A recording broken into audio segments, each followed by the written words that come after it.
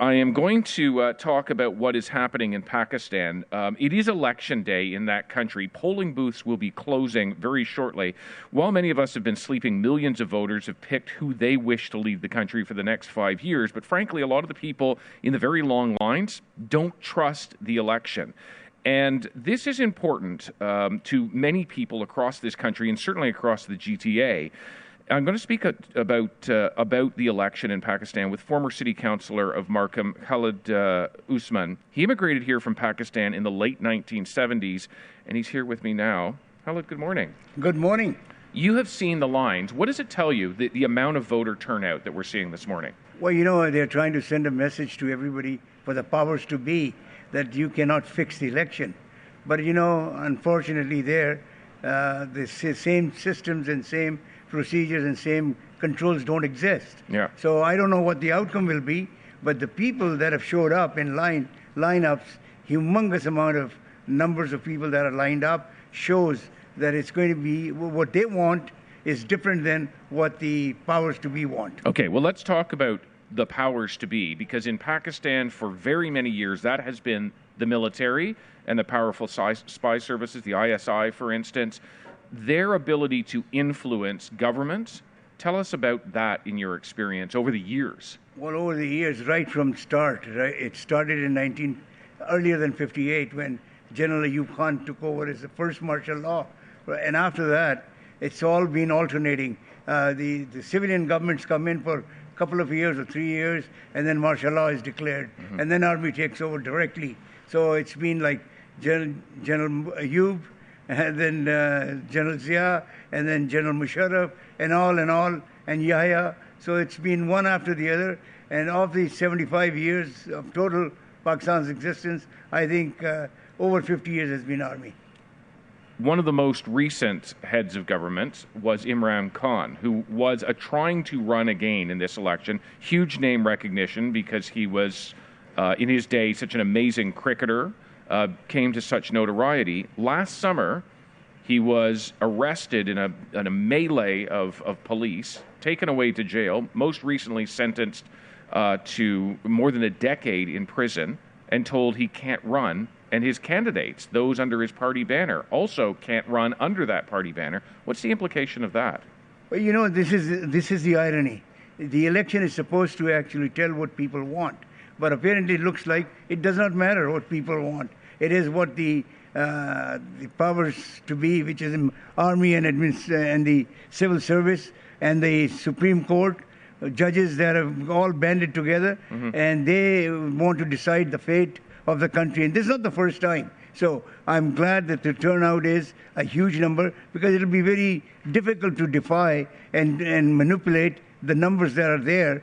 What will happen in terms of who gets into power, who gets elected, it's going to be different. But as you know, it has proved that Imran Khan is not only just the hero, he's actually a favorite of everybody, whether it's a young kid or it's an old senior, 75, 90 years old. They all love Imran Khan as if he has been sent by divine force, because he's a savior, and that's how they see it. That's how the public sees him. He continues to campaign now from behind bars.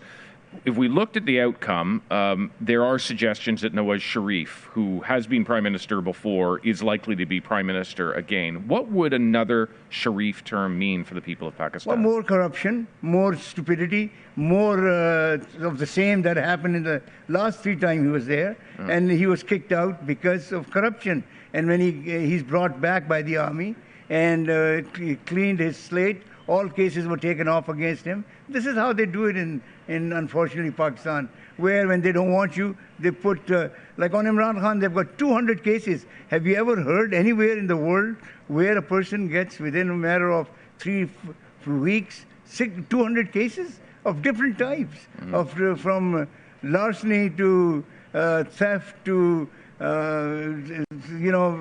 working against the government of Pakistan. You're asserting these are trumped up charges. All trumped up, 100%. Yeah. And once they go to the court, they'll all be thrown out, if it's a proper court, right? Yeah. So just like it was happening when they were taking their cases to court, they were being thrown out.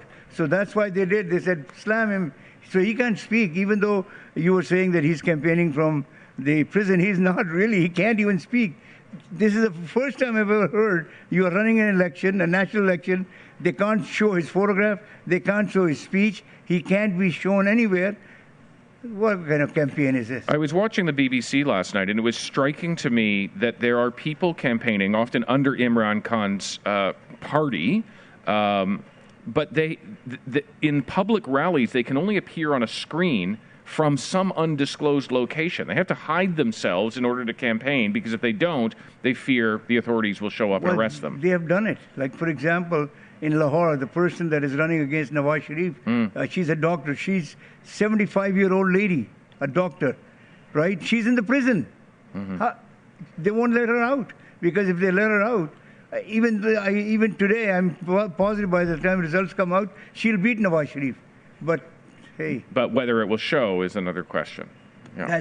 That is the irony of this whole thing. It's a farce. What's the tragedy for you? I mean, you have lived for more than 3 decades, I think, in this country, but you're from Peshawar, from Pakistan originally. Correct. You have family there. I know you visit at least once a year.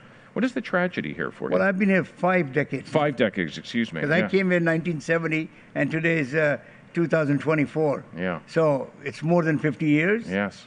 And the tragedy is that we work, I was myself a councillor, I've been through this democratic process, and this is what the hope of the young Pakistani is, educated Pakistani. They want to see the democracy flourish, because authoritarian rule nowhere can flourish. They will not have a future, and that's what they see. The future is with the policy of Imran Khan, where he wants to bring in policies that will be a good thing for future. And unfortunately, Army has their own vision, and which is very old orthodox, the vision of 1950s or 60s. I don't know what it is, but it means it cannot empower people, and that's the direct conflict with the democratic forces. Khalid, thank you so much for coming in. We'll see what the results of the election are. There's no guarantee, as you note, that the actual results will be the results that we hear announced, but we'll pay attention to it all the same. Well, I'm watching very carefully myself. I've been up since early morning, and I know I've had calls from back home, and they're telling me that lineups are huge. They've never seen this kind of... But what will be the end result? Only God knows. And I'm praying for the best. That's the question. Khalid, thank you. Thanks for coming in here. My pleasure, sir. That is Khalid Usman, who's a former city councillor here in Markham, originally from Peshawar, Pakistan. And we are talking about the elections in Pakistan underway as we speak right now in that country, and whether, in fact, they will be fair. The results set to be announced later.